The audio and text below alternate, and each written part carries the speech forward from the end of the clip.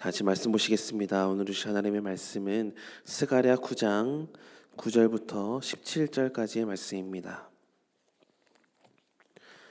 스가랴 9장 9절부터 17절까지 말씀 우리 한 목소리로 합독하겠습니다.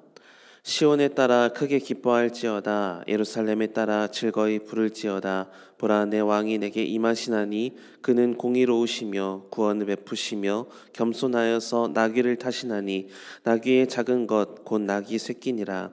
내가 에브라임의 병거와 예루살렘의 말을 끊겠고 전쟁하는 활도 끊으리니 그가 이방 사람에게 화평을 전할 것이요 그의 통치는 바다에서 바다까지 이르고 유브라데 강에서 땅끝까지 이르리라.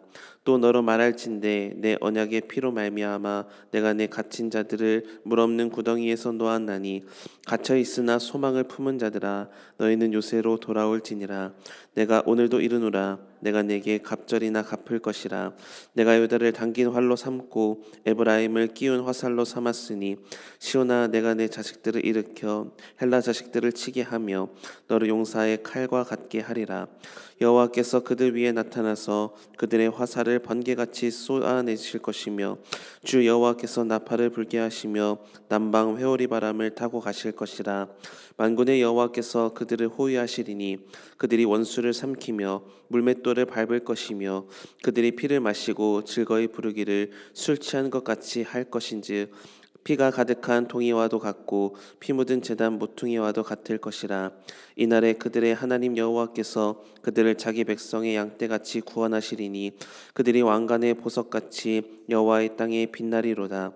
그의 형통함과 그의 아름다움이 어찌 그리 큰지 곡식은 청년을 새 포도주는 처녀를 강건하게 하리라. 아멘. 오늘 우리는 새벽 제단을 지키면서까지 신앙생활을 하고 있죠. 우리가 신앙생활을 하고 있는 이 신앙생활의 본질은 예수님입니다. 만약 새벽 제단을 지키면서까지 신앙생활에 열심을 내는데도 불구하고 만약 그 마음에 예수님이 중심이 되지 않는 신앙생활을 하고 있다면 그것은 신앙생활이 아니라 종교생활이겠죠. 우리는 날마다 형식적이고 습관적인 종교생활을 하고 있는 것인지 아니면 정말 예수님을 위한 또 예수님에 의한 신앙생활을 하고 있는 것인지 여러분의 믿음을 말씀으로 반드시 점검하셔야 합니다. 그렇다면 이 신앙생활의 본질은 예수님인데 정확하게 지금 우리는 어떤 신앙생활을 하고 있는 거냐면 예수님의 다시 오심을 기다리는 신앙생활을 하고 있습니다. 사도행전 1장에서 보면 예수님은 이 땅에서의 사역을 다 마치시고 하늘로 올라가시면서 이렇게 말씀하셨습니다. 사도행전 1장 11절의 말씀인데요. 이르되 갈릴리 사람들아 어찌하여 서서 하늘을 쳐다보느냐. 너희 가운데서 하늘로 올려지신 이 예수는 하늘로 가심을 본 그대로 오시리라 하였느니라. 예수님은 하늘로 가심을 본 그대로 다시 오신다 약속하셨고 성경의 모든 예언이 다 이루어졌지만 이제 단 하나 예수님의 다시 오심만을 기다리고 있는 상태입니다.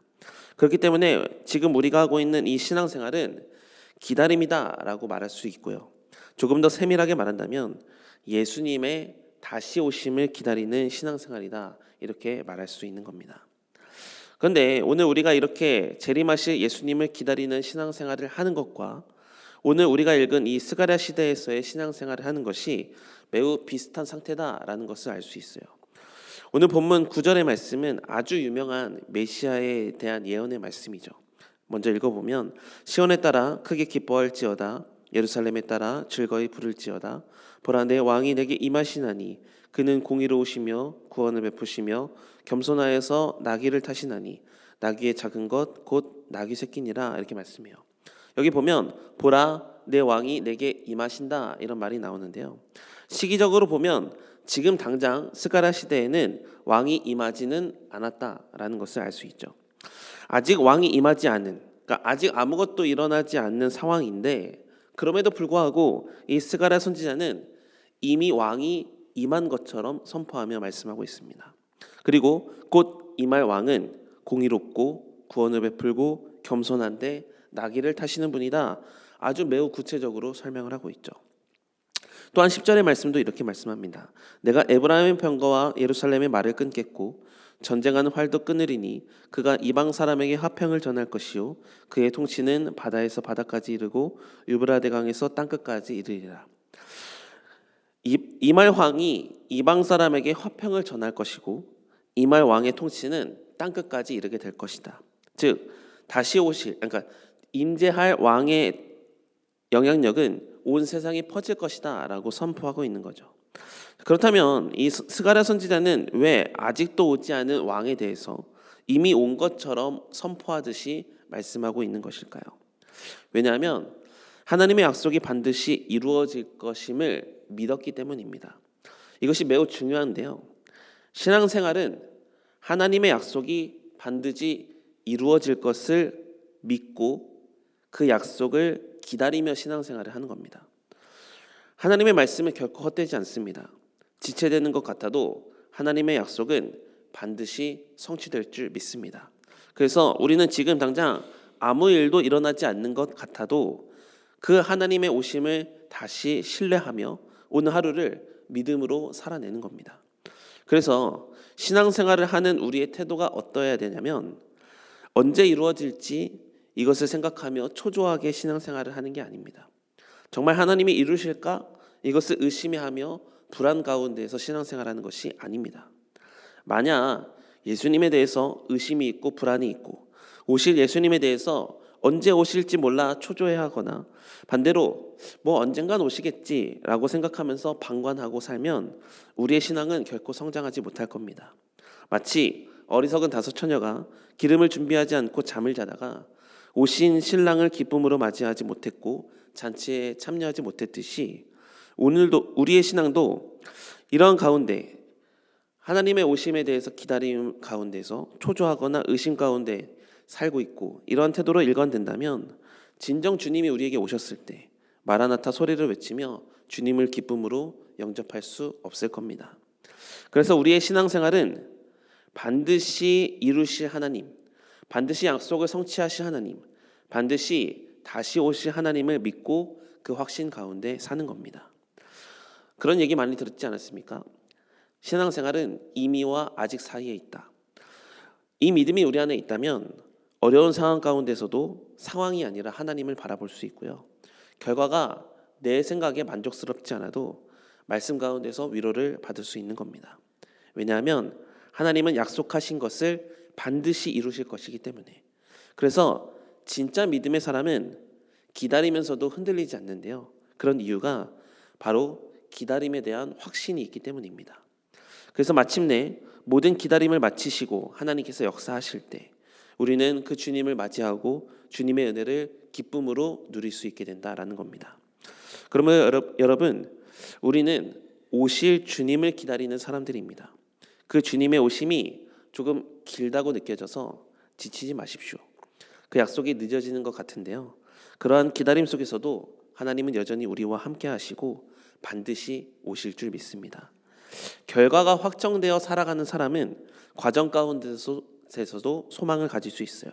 그렇기 때문에 지금 당장 눈에 보이는 상황이 힘들고 어렵더라도 메시아 주님이 다시 오실 것이라는 기대와 소망이 우리에게 있다면 지금 눈에 보이는 상황도 믿음으로 이겨낼 수 있음을 믿으시기 바랍니다. 스가랴 선지자도 이 메시아에 대한 임재에 대한 이 확언에 찬 말씀을 전한 것도 사실 당시 이스라엘 백성들의 상황이 그렇게 좋지는 않았거든요. 그래서 상황을 보면 그 상황을 이길 수 없지만 메시아의 오심을 기다리면 이 상황을 이길 수 있기 때문에 믿음으로 선포하며 독려한 것입니다. 그리고 동일하게 저와 여러분도 이런 메시아를 기다리는 신앙이 필요하다라는 것이죠. 사랑하는 성도 여러분, 신앙생활이란 결과가 이미 확정된 인생을 사는 겁니다. 하나님은 이미 우리에게 구원이라는 결론을 허락해 주셨습니다. 예수님을 통해서 구원의 문은 열렸고 그분은 다시 반드시 오셔서 우리의 구원을 성취하여 주실 것입니다. 그래서 우리는 과정 속에서도 소망을 가질 수 있는데요. 아직 끝나지 않는 싸움 속에서도 이미 승리의 결말을 알고 있는 사람처럼 살아갈 수 있기 때문입니다. 지금 눈에 보이는 상황이 어렵고 삶이 버겁고 현실이 막혀 있어도 메시아 주님이 다시 오실 것이라는 그 기대와 소망, 그 믿음의 확신 가운데 산다면 우리는 그 어떤 상황도 믿음으로 이겨낼 수 있습니다. 왜냐하면 신앙은 결과를 향해 가는 싸움이 아니라 이미 결과가 확정된 은혜를 붙잡고 살아가는 삶이기 때문입니다. 그러므로 예수님이 다시 오실라는 믿는 사람이라는 정체성을 좀 가지시고 오늘 당하는 고난 속에서도 절망하지 마시기 바랍니다. 지금 흘리는 고통의 눈물은 결코 끝이 아닙니다. 반드시 우리의 눈물을 씻어주실 주님께서 우리와 함께하고 계시고 우리의 인생에 다시 찾아와 주셔서 우리의 인생을 끝까지 책임져 주실 줄 믿습니다. 이러한 소망을 가지고 오늘도 버티고 견디되 감사하며 믿음으로 무엇보다 소망을 가지며 다시 오실 주님을 기다리는 믿음의 사람, 그래서 오늘 주신 상황을 믿음으로 견뎌내고 믿음으로 넘어서는 그런 여러분의 삶이 다 되시기를 주님의 이름으로 축복합니다. 기도하시겠습니다. 하나님 감사합니다. 인생 혼자 사는 것 같은데 하나님이 우리의 끝을 책임져 주시며 우리와 함께해 주시니 감사합니다. 그 주님의 함께하심을 기다리며 그 주님의 다시 오심을 기다리며 소망 가운데서 믿음을 붙들고 살아가는 우리 인생이 될 수 있도록 인도하여 주시옵소서. 주님이 다시 오실 것이라는 믿음의 확신이 있을 때 오늘 하루도 주님 안에서 믿음으로 살아낼 수 있게 될 줄 믿습니다. 주신 상황이 참 힘들지만 그 메시아의 다시 오심을 기다리며 살아가는 우리에게 소망을 주시고 기대감을 잃어버리지 않도록 은혜 베풀어 주셔서 오늘 하루도 기쁨과 감사함 가운데서 주님과 함께 동행하는 믿음의 인생들 될 수 있도록 인도하여 주시옵소서. 감사드리며 예수님의 이름으로 기도드립니다. 아멘.